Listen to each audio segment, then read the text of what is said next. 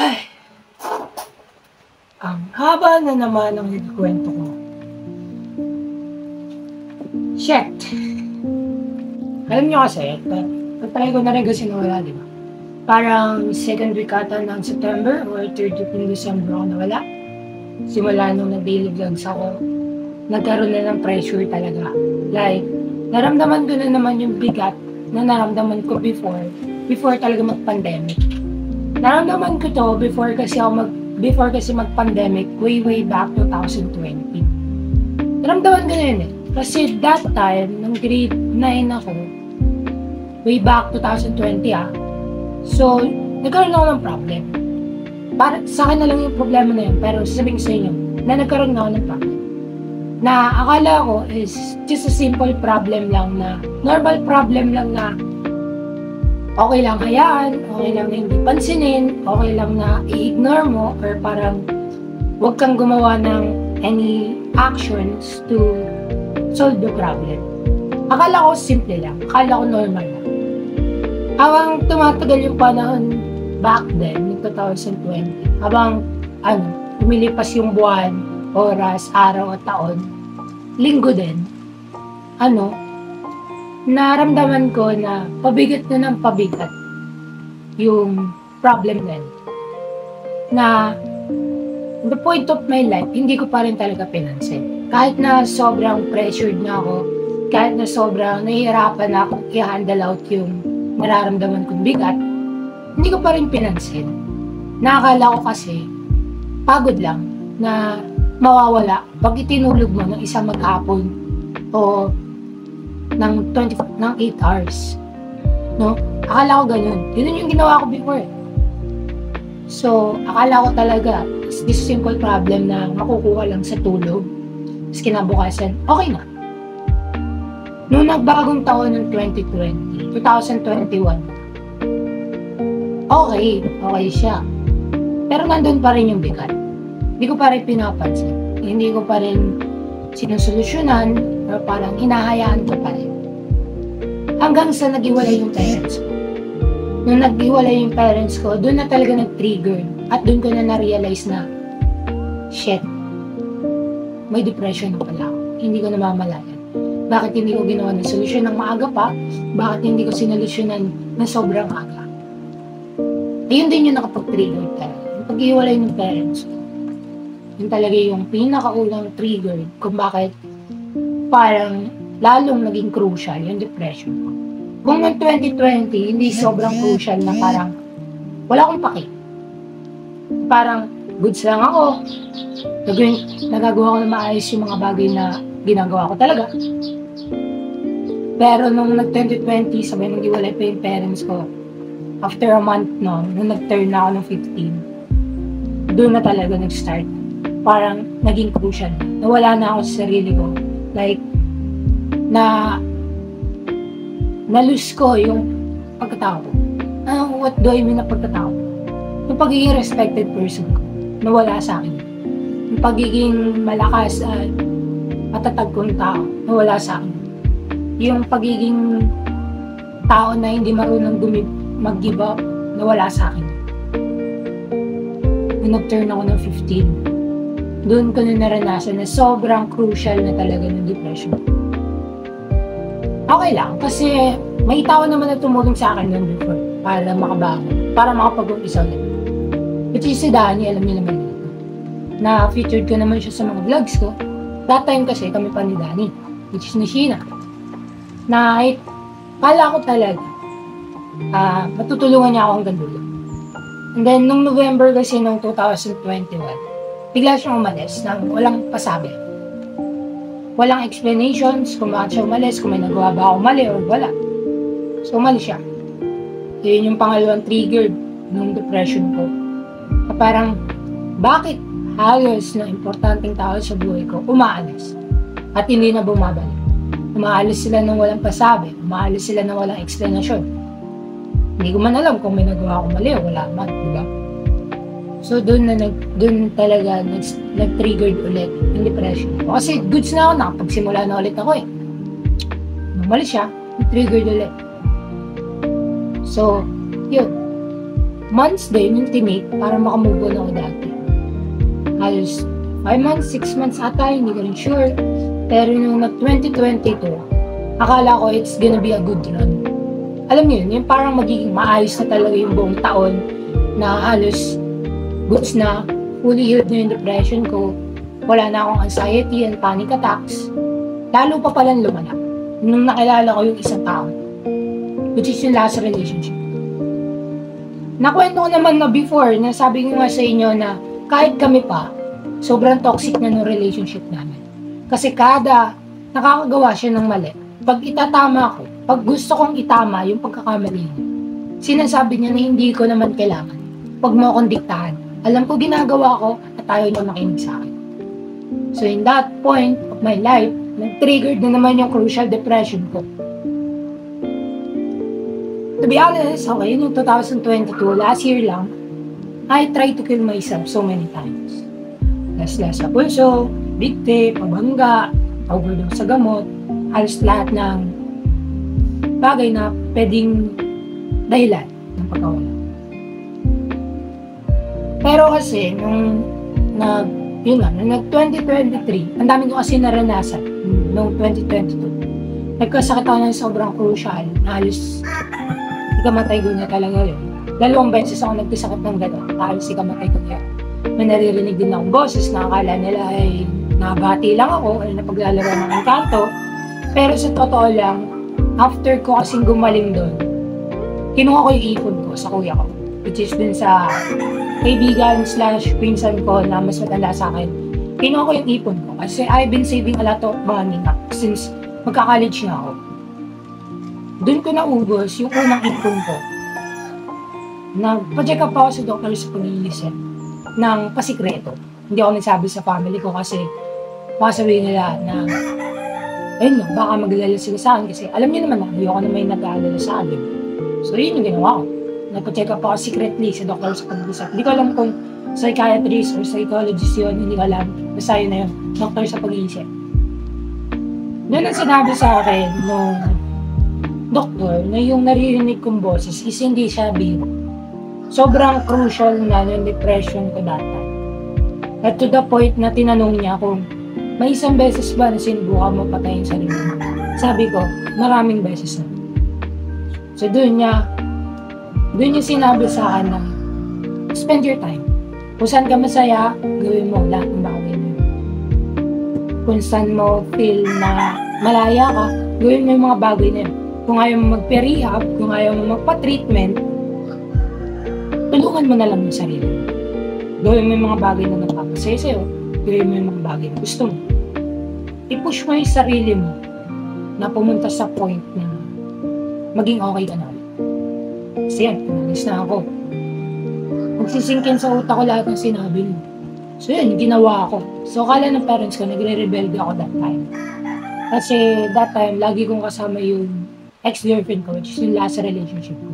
Lagi din ako nakagala kasama mga kaibigan ko. Halos gabi na ako umuwi kasi yun yung sabi ng doktor. Kung saan mo feel na malaya ka, gawin mo. Kung saan mo feel na masaya ka, gawin mo. Hindi ko kasi sinabi sa parents ko, kaya nung parang nakikita na nila na parang nagre-rebelde talaga ako, pero hindi talaga. Doon sila nagalit, na bakit ganun. Parang nalulose ko na yung respect ko sa kanila na parang bakit, yun lang. To the point na ginagawa ko yung mga bagay na gusto ko nagpapasaya sa akin. Ginagawa ko yung mga bagay na feel ko na malaya ako. Pero bakit nagka-issue ko? Yun din yung isa sa dahilan kung bakit parang nawalan na rin ako ng pag-aasa na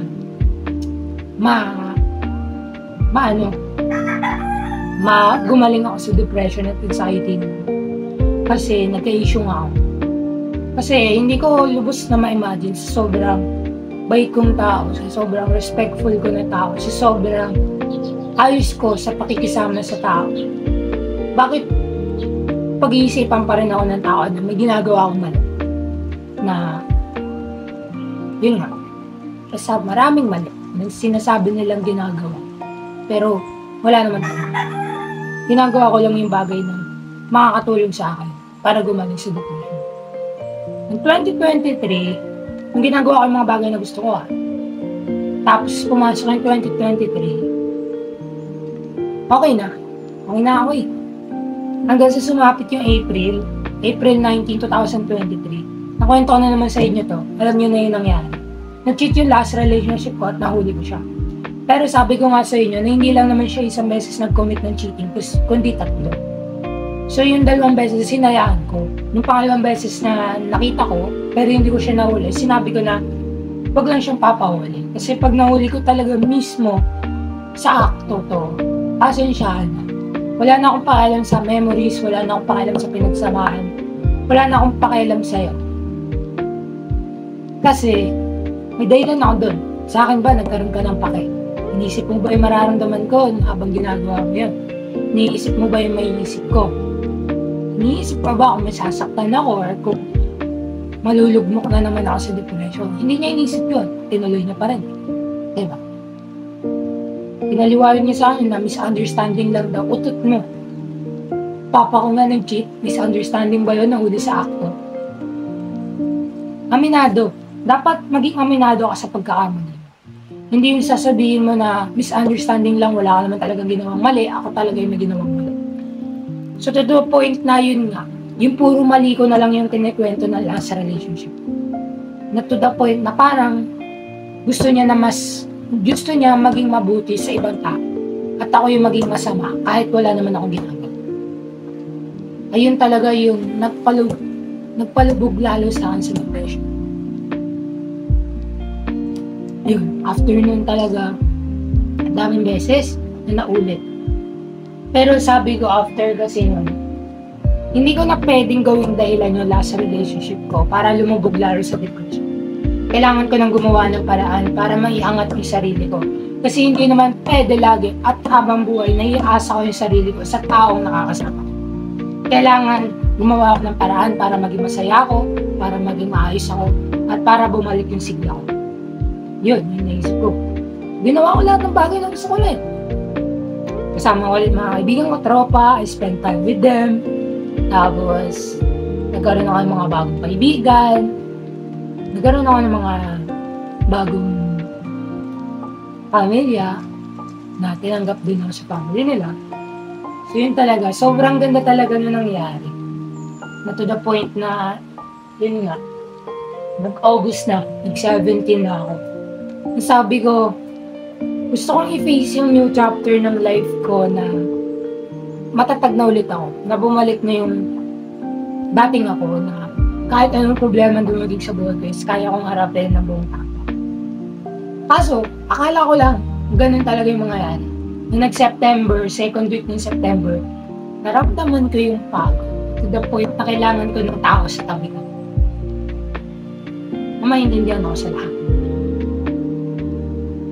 So, nagpaalam ako ng kay Lila. Yung naramdaman ko yung pagod. Sabi ko, kung may aalis man sa atin, dapat ako yun. Kasi ako yung problema.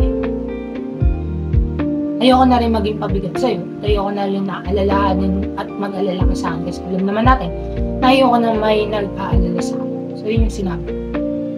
Pero alam mo ginawa na nila. Imbis na hayaan ako, imbis na pabayaan ako, naramdam niya pa rin sa akin yung love at care. Like, damn. Kaya sabi ko nun, what did I do to deserve this love? Anong ginawa ko maganda para maging deserving sa love na ganito? Sinabi sa akin ni Lila na matured yung mindset mo. Maayos ka. Tsaka, alam mo yun, pinaramdam pala sa kanila lang na matured yung mindset mo. Maayos ka, mabuti kang tao. Yun. Ngayon, na nagbabalik na ako, ngayon, medyo goods na ako. I'm doing good right now. Pero hindi naman totally fully healed pa. Nag-heal pa rin ako. Pero, alam ko naman na dadating din yung punto na magiging okay na ulit ako. Like, trust the process na lang. No? Yun yung dahilan kung ba't ako nawala. So magtataka kayo, bakit wala ako sa school? Wala pong pasok dahil dun sa Taal Volcano smog. Ang itim pa rin ang kalangitan. Siguro dahil yan dun sa smog ng Taal Volcano. Kasi patuloy pa rin nag-aarboruto yung Taal Volcano. No? So, yun nga. Tapos may na-realize ako isang bagay. Kasi before kasi mag-pandemic, yun nga, na-depress na ako before mag-pandemic, diba? Tapos sumabog yung Taal. Tapos nag-pandemic. Eh ngayon, na-depress ako before sumabog yung Taal Volcano. Depress ako, sumabog yung Taal. Tapos may kumakalat pang balita na may bagong virus na naman, which is yung Nipah virus. Parang, the history is slowly repeating itself na mga idol. It smells like fishy, dude. Naaamoy ko yung nakaraan. Na unti-unti ulit nangyayari. It's slowly repeating itself. So yun, kidding aside, nagsa-sidetracked na tayo. So yun yung talaga yung dahilan kung ba't ako nawala for a few weeks. Pero ito kasi mapanood nyo ito, October 1 pa. Almost 4 days na lang. Ay hindi, 7 days. Hindi, 2, 4, 5. 5 days na lang naman, October 1 ulit. So, papanood yun na ulit ako. Hindi ko sure kung magde-daily vlogs pa rin ako. Pero, abang-abangan nyo na lang. Kasi marami na rin ang gawin sa school. Grade 12 student na ako, graduating. So, kailangan mag-focus. So, dalawa kasi yung pinofocusan ko. Si Leila, ay tatlo pala. Family, si Leila, tsaka yung academics ko. So parang nawalan na ako ng time dito sa channel natin. At nahihirapan na rin ako mag-manage ng time. Pero malay naman natin, matulungan ako ni Leila na i-manage yung time ko sa vlogging, academics, at sa kanya, pati sa family ko, di ba? Malay naman natin, kasi matalino naman si Leila. Alam ko matutulungan niya. Tsaka, ibang-iba talaga si Leila sa lahat. Kasi, hindi siya kagaya ng ibang babae na parang pag nagkakamali, hindi makikinig sa mga pangaral mo. Like, nakikinig siya every time. Kahit sa rants ko, problems ko, nakikinig siya. Sa kwentong araw-araw kami may chika sa isa't isa. Ang galit. Doon ako na-entertain eh. Doon nawawala yung pagod ko. Pag sasabihin niya na call tayo, tapos magkikwento siya ng mga nangyari sa kanya sa buong araw. Talagang nakakawala ng pagod yung ganun. Like, legit na pahinga. Ay. I guess, yun nga, nasa right person na talaga ako. So, I have to help myself to heal. Yun yung para gumaling sa depression ko. So, yun lang naman. So, hanggang dito na lang siguro. So, if you like this video, please drop a like, share, subscribe, and hit the notification bell. At kung gusto mong shoutout, comment down below na hashtag po shoutout ko. And I'll pick up 5% yun. I will shoutout up to the end of the video. So, yun lang naman mga katropa. Peace out. Merry Christmas sa inyo. As usual, yung matik na intro natin. And Lila, I love you. Bye-bye!